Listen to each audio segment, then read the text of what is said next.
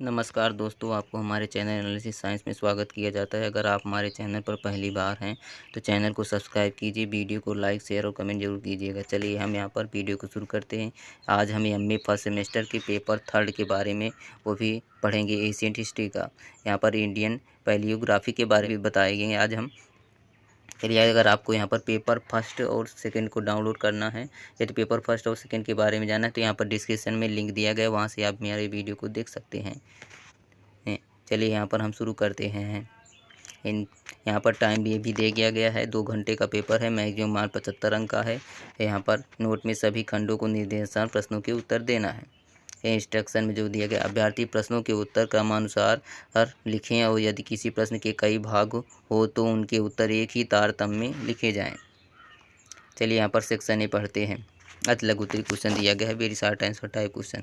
यहाँ पर खंड में तीन प्रश्नों के उत्तर दीजिए। प्रत्येक उत्तर का 50 शब्दों में दीजिए और प्रत्येक प्रश्न 3 अंकों का है। यहाँ पर किसमें से 5 प्रश्न दिए गए हैं, जिनमें से 3 ही प्रश्न करना है और उसकी शब्द सीमा 50 है। और यहाँ पर एक क्वेश्चन करने पर आपको 3 मार्क्स मिलेंगे। यदि यहाँ पर 3 क्वेश्चन करेंगे तो आपको 9 सेक्शन ए से 9 मार्क्स आपको मिलेंगे। चलिए क्वेश्चन 1 का ये पढ़ते हैं। यहाँ पर दिया गया है, अशोक के अभिलेख, यहाँ पर अशोक के अभिलेखों के प्रकार पर एक संक्षिप्त टिप्पणी लिखना है। यहाँ पर क्वेश्चन ए में दिया गया, अशोक के अभिलेखों के प्रकार पर एक संक्षिप्त टिप्पणी लिखिए।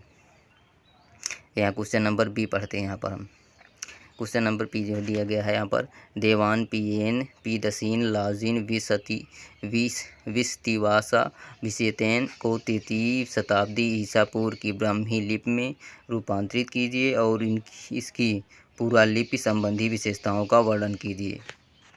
ये क्वेश्चन नंबर सी की तरफ बढ़ते हैं। यहाँ पर पुष्यमित्रस्य षष्ठेन कौशिकी पुत्रेण को प्रथम शताब्दी ईसा पूर्व की ब्राह्मी लिपि में रूपांतरित कीजिए और इसकी पुरालिपि संबंधी विशेषताओं का वर्णन कीजिए। क्वेश्चन नंबर सी हो गया। चलिए क्वेश्चन नंबर डी की तरफ बढ़ते हैं। यहाँ पर दिया गया है, हेलिओडोरेण भागाव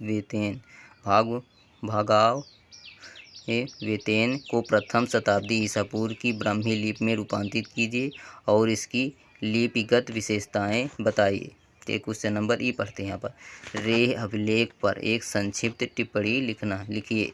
यहाँ पर रे अभिलेख पर एक संक्षिप्त टिप्पणी लिखना है।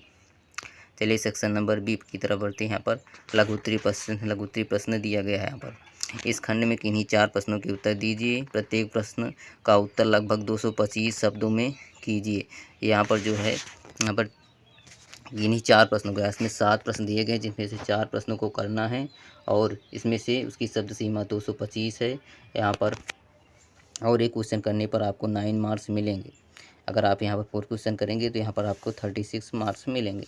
क्वेश्चन नंबर 2 का ये पढ़ते हैं। यहाँ पर कौशाम्बी के आयाग पट्ट अभिलेख के पर एक टिप्पणी लिखिए। यहाँ पर दिया है B. Question number B, Bharat में खरोष्ठी लिपि के उद्भव की विवेचना कीजिए।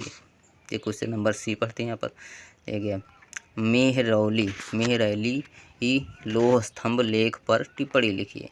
यहाँ पर मेहरौली लोह स्तंभ लेख पर टिप्पणी लिखना है। क्वेश्चन नंबर डी दिया गया है, गुप्तकालीन ब्राह्मी लिपि की संक्षेप में मुख्य विशेषताएं बताइए। क्वेश्चन नंबर डी दिया गया है यहाँ पर।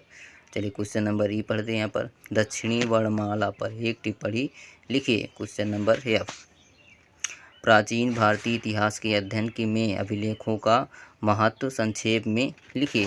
क्वेश्चन नंबर जी, अशोक युगीन ब्राह्मी के विशिष्ट तत्वों का निरूपण कीजिए। यहाँ पर जी दिया गया, अशोक युगीन ब्राह्मी के विशिष्ट तत्वों का निरूपण कीजिए।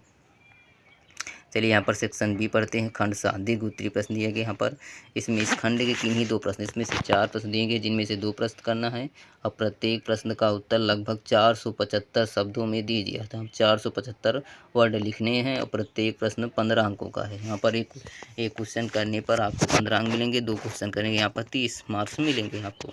चलिए क्वेश्चन नंबर 3 का ए पढ़ते हैं। यहाँ पर भारत में ब्राह्मी लिपि की उत्पत्ति पर एक विस्तृत टिप्पणी लिखिए।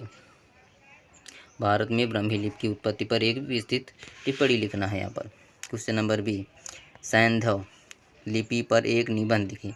सैंधव लिपि पर यहाँ पर एक निबंध लिखना है। क्वेश्चन नंबर सी, कुषाणकालीन ब्राह्मी लिपि की प्रमुख विशेषताएं बताइए। यहाँ पर कुषाणकालीन ब्राह्मी लिपि की प्रमुख विशेषताएं बताना है। क्वेश्चन नंबर डी, शककालीन ब्राह्मी लिपि की प्रमुख विशेषताओं का वर्णन कीजिए। यहाँ पर शककालीन ब्राह्मी लिपि की पर जो है प्रमुख विशेषताओं का वर्णन करना है। Thank you. अगर आपको हमारी वीडियो अच्छी लगी तो वीडियो को लाइक शेयर और सब्सक्राइब कीजिएगा।